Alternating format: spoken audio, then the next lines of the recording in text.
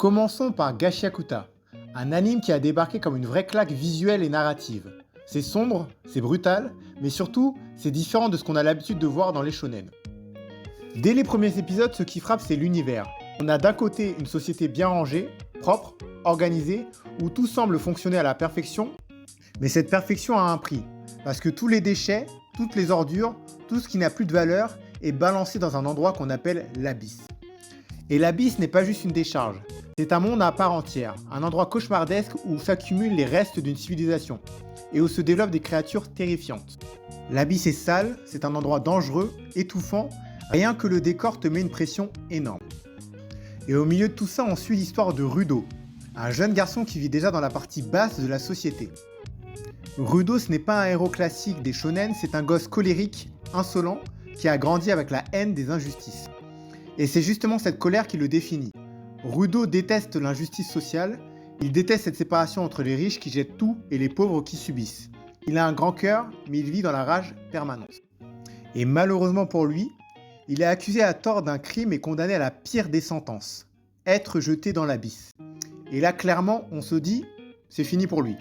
Mais c'est à ce moment précis que l'histoire décolle, parce qu'au lieu de mourir, Rudo survit, et surtout, il découvre qu'il a un pouvoir spécial. Dans Gashiakuta, il existe des personnes appelées les Givers. Leur capacité est complètement folle. Ils peuvent insuffler une énergie particulière aux objets et leur donner des pouvoirs. Imagine un simple gant, une arme rouillée, un morceau de métal, tout peut devenir une arme redoutable si c'est utilisé par un Giver. Et Rudo, justement, se découvre ce don. Ce qui rend les combats incroyables, c'est qu'on ne sait jamais ce que les personnages vont inventer avec les objets autour d'eux. C'est ultra créatif et ça casse complètement les codes habituels des shonen. Là où d'autres mangas reposent sur des pouvoirs bien définis, Gashiakuta joue avec l'imagination et l'improvisation. Si tu aimes les combats dynamiques et imprévisibles, tu vas être servi. Les affrontements dans Gashiakuta, c'est du pur spectacle. Déjà, l'abysse lui-même rend chaque combat dangereux. Tu ne te bats pas juste contre un ennemi, tu te bats aussi contre l'environnement. Les terrains sont instables, les monstres peuvent surgir de n'importe où, et la moindre erreur peut signifier la mort.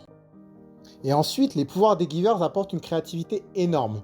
Rudo, avec son gant, peut transformer n'importe quel objet en arme, et ça donne des scènes hyper originales. Les ennemis, eux, sont monstrueux, terrifiants, et parfois carrément dégueulasses. Ce ne sont pas juste des obstacles, ce sont des véritables cauchemars vivants. Mais au-delà de l'action, Gashiakuta c'est aussi une réflexion sur l'injustice, sur la société et la survie.